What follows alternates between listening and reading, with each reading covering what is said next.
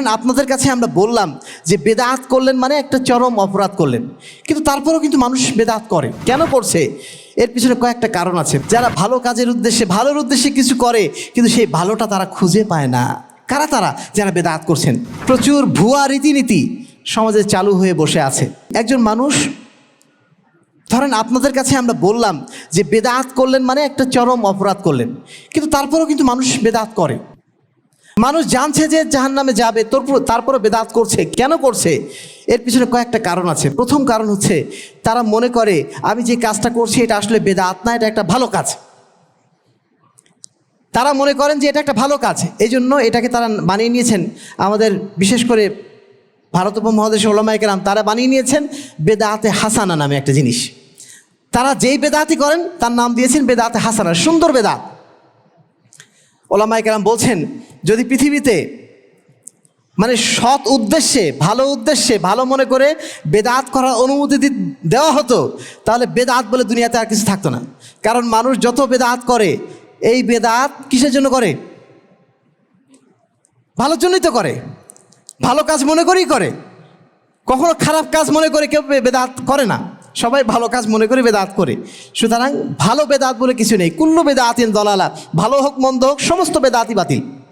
নতুন কোনো আমল শরীয়তের মধ্যে চালু করা যাবে না, এটি হচ্ছে ইসলামের মৌলিক বিধান। আল্লাহ রাব্বুল আলামিন বলছেন কুল হাল নুনাব্বিউকুম বিল আখসারিনা আমালা, আমি কি তাদের সম্পর্কে তোমাদের সংবাদ দেব না যারা আমল করছে, ভালো ভালো কাজ করছে, তারপরে তারা তাদের দুনিয়াবী জীবনে অনেক ভালো ভালো কাজ করার চেষ্টা করছে।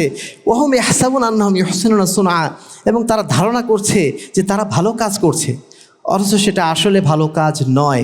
তো বেদাত হচ্ছে এমন একটা কাজ যেই কাজটাকে মানুষ ভালো মনে করে, কিন্তু সেটা আসলে তাদের জন্য ভালো নয়।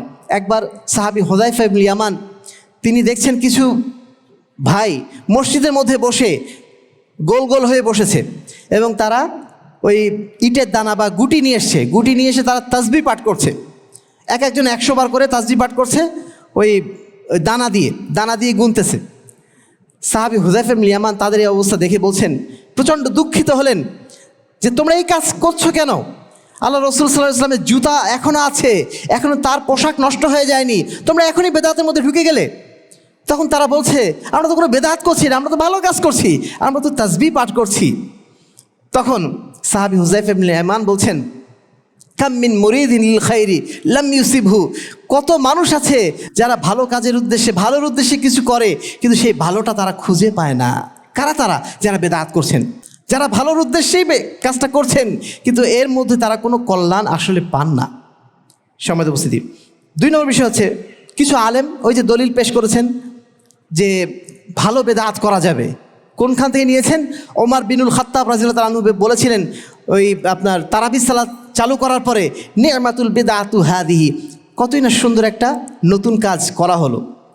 এটা তিনি কি উদ্দেশ্যে বলেছিলেন? তিনি বলেছিলেন এই কারণে যে আমাদের নবী মুহাম্মদ রাসূলুল্লাহ সাল্লাল্লাহু আলাইহি ওয়াসাল্লাম তিনি মাত্র 3 দিন তারাবির সালাত পড়েছিলেন। কেন? তিনি ভয় পাচ্ছিলেন যদি আমি আরও বেশি তারাবির সালাত আদায় করি, তাহলে হতে পারে মুসলিম উম্মার জন্য এটা ফরজ করে দেওয়া হবে। আর যখন ফরজ করে দেওয়া হবে, এইভাবে রমজান মাসে 8 রাকাত অতিরিক্ত পড়া তাদের জন্য কষ্টের হয়ে যাবে। এই জন্য আল্লাহ রাসূল 3 দিনের বেশি আর পড়েন নাই। পরবর্তীতে ওমর রাদিয়াল্লাহু তাআলা আনহু যখন এটা চালু করে দিলেন যে না এখন থেকে প্রতিদিন তারাবির সালাত আদায় হবে, তখন তার ফরজের আশঙ্কা থাকলো না। এই কারণে তিনি ওটা চালু করেছিলেন বলে তিনি বলেছিলেন এটা হচ্ছে নি'মাতুল বিদআতু হাদিহি, কিন্তু এটা কখনো বেদাতের দলিল হতে পারে না। সর্বশেষ হচ্ছে এই যে আমাদের সমাজে জাহালাত, মূর্খতা, আমরা অধিকাংশ মানুষ মূর্খ। ইসলাম সম্পর্কে আমরা জানি না, জানার চেষ্টাও করি না। দুনিয়ার সব কিছু সম্পর্কে জানার চেষ্টা করি, কিন্তু ইসলাম সম্পর্কে আমাদের জানার কোনো প্রয়োজন বোধ করি না। আর এই কারণে সমাজে প্রচুর রসম রেওয়াজ, প্রচুর ভুয়া রীতিনীতি সমাজে চালু হয়ে বসে আছে। আমাদের এই এলাকার মানুষ সাধারণত আমরা হিন্দু থেকে মুসলমান হয়েছিলাম, তাই না? আমাদের 3-4 পুরুষ আগে বা তার আগে আমাদের পূর্বপুরুষরা ছিলেন হিন্দু, তাই না? হিন্দু থাকার কারণে ওই হিন্দুয়ানি বহু রীতিনীতি আমাদের সমাজে চালু আছে। একজন মানুষ মারা যাওয়ার পরে যত ধরনের রীতিনীতি বাংলাদেশে এখন চালু আছে, যেমন মানুষ মারা গেলে একটা খাওয়া দাওয়ার অনুষ্ঠান করা হয়, তারপরে 1 সপ্তাহ পরে আরেকটা খাওয়া দাওয়ার অনুষ্ঠান কুলখানি, তারপরে 40 দিন পরে আরেকটা খাওয়ার অনুষ্ঠান চল্লিশা, এগুলো হয় না? এই জিনিসগুলো আসলো কোথা থেকে? মূলত হিন্দুদের সংস্কৃতি থেকে। এগুলো হিন্দুরা পালন করে, সেই সংস্কৃতি আমরা পালন করে যাচ্ছি। আমাদের সমাজে অনেক রীতিনীতি চালু আছে মূলত হিন্দুদের কাছ থেকে, সেগুলো মুসলমানদের রীতি ছিল না। এগুলো কিভাবে আমাদের ইসলামের মধ্যে ঢুকলো? যখন আমরা জাহেল ছিলাম, মূর্খ, আমাদের মূর্খতার কারণে এই রীতিনীতিগুলো আমাদের সমাজে ঢুকে গেছে। সমাজে বুঝতে, এবার আমরা আসি যে বেদাতের শাস্তিটা কি। প্রথম যেটা শাস্তি, আপনি যে কষ্ট করে আমলটা করছেন সেই আমলটা আল্লাহর কাছে কবুল হবে না। আপনি খুব কষ্ট করে আল্লাহর কাছে অনেক কিছু চাইলেন, 5 ওয়াক্ত সালাতে বা দলবদ্ধ মোনাজাত করে অনেক কিছু চাইলেন, কিন্তু ওই চাওয়া একটাও আল্লাহর কাছে যাবে না। কেন যাবে না? ওই যে আল্লাহ রাসূল বলে দিয়েছেন, মানে আমিলা আমালান লাইসা আলাইহি আমরুনা ফাহুয়া রাদ্দুন। যে ব্যক্তি এমন একটা আমল করলো যে আমলের নির্দেশ আমি তারে দেই নাই, সে আমলটা যদি সে করে সেটা প্রত্যাখ্যাত, সেটা আল্লাহর কাছে যাবে না। ইয়াকুম মুহদাসাতিল উমুর, তোমরা নতুন নতুন জিনিস আবিষ্কার করো না। ফাইন্না কুল্লা মুহদাসাতিন বিদআহ, কারণ প্রত্যেকটা নতুন জিনিস হচ্ছে বেদাত, এবং বেদাত মানুষকে পথভ্রষ্ট করে দেয়। তাহলে প্রথম যে সমস্যাটা, সেই সমস্যাটা হচ্ছে আমার আমল আল্লাহর কাছে কবুল হবে না। তো যেই আমল আল্লাহর কাছে কবুল হবে না, সেই কাজ করে আমার কোনো লাভ আছে? প্রথম সমস্যা হচ্ছে এই। দ্বিতীয় সমস্যা হচ্ছে এই, এর মাধ্যম দিয়ে আমরা ইসলামের মধ্যে একটা বিকৃতি সাধন করে দেই। যে ইসলাম আল্লাহ রাব্বুল আলামিন আমাদের কাছে দিয়েছিলেন, নিট অ্যান্ড ক্লিন, পরিষ্কার পরিচ্ছন্ন, তারাকতুকুম আলাল বাইদা নাকি, আল্লাহ রাসূল বলছেন আমি তোমাদের কাছে একটা পরিষ্কার দিন দিয়ে গেলাম, যার মধ্যে কোনো রকম জড়তা নেই, কোনো রকম অস্পষ্টতা নেই, এমন একটা সুন্দর ধর্ম তোমাদেরকে দিয়ে গেলাম। এই ধর্ম নষ্ট হয়ে যায় বেদাতের কারণে। আজকে আপনি যে বেদাত চালু করেছেন, আপনার সমাজে এই বেদাত চালু করেছেন, করার কারণে এই জায়গার ইসলাম একরকম হয়ে গেছে। আপনি পঞ্চগড়ে যেয়ে দেখবেন সেখানে আরেক ধরনের বেদাত চালু, সেখানে আরেক রকম ইসলাম। আপনি যদি চিটাগাঙে যান, সেখানে যেয়ে দেখবেন আরেক ধরনের ইসলাম চালু হয়ে বসে আছে। আপনি যদি মালয়েশিয়া যান, ওখানে আরেক ধরনের ইসলাম। আপনি ইন্দোনেশিয়া যান, সেখানে আরেক ধরনের ইসলাম চালু হয়ে বসে আছে। এক এক জায়গায় এক এক ধরনের ইসলাম চালু হলো কেন? বেদাতের কারণে। যদি সমাজে বেদাত না থাকতো, বাংলাদেশের ইসলাম যা হতো, আমেরিকার ইসলাম তাই হতো, সারা বিশ্বে একই ইসলাম থাকতো। এই বেদাতের কারণে সমাজের মধ্যে এই ধরনের বিভ্রান্তিগুলো তৈরি হয়ে গেছে। আমরা এক এক জায়গায় ইসলামের সাথে এক এক জায়গায় ইসলামের পার্থক্য দেখতে পাচ্ছি। ইসলাম তো পার্থক্য হওয়ার কথা ছিল না। ইসলাম তো একটাই, একই আল্লাহর ধর্ম, একই আল্লাহর দেওয়া ধর্ম, একই কোরআন এবং সুন্নাহ আমরা অনুসরণ করি। তাহলে দিনটা, ইসলামটা এত রকম হলো কি করে? বাংলাদেশে যে ইসলামের নামে এত দল হলো কিভাবে? মূলত হয়েছে এই বেদাতের কারণে। এক একজন এক একটা নতুন নতুন জিনিস আবিষ্কার করে নিয়েছে, ব্যাস সেখানে একটা দল তৈরি হয়ে গেছে। আমাদের যে চরমনাই পীর সাহেবরা আছেন, চরমনাই পীর সাহেবের সাথে শর্ষিনা পীর সাহেবের মাত্র পার্থক্য এক জায়গায়। পার্থক্য হচ্ছে এই জিক্রে জলি, জিক্রে খাফি।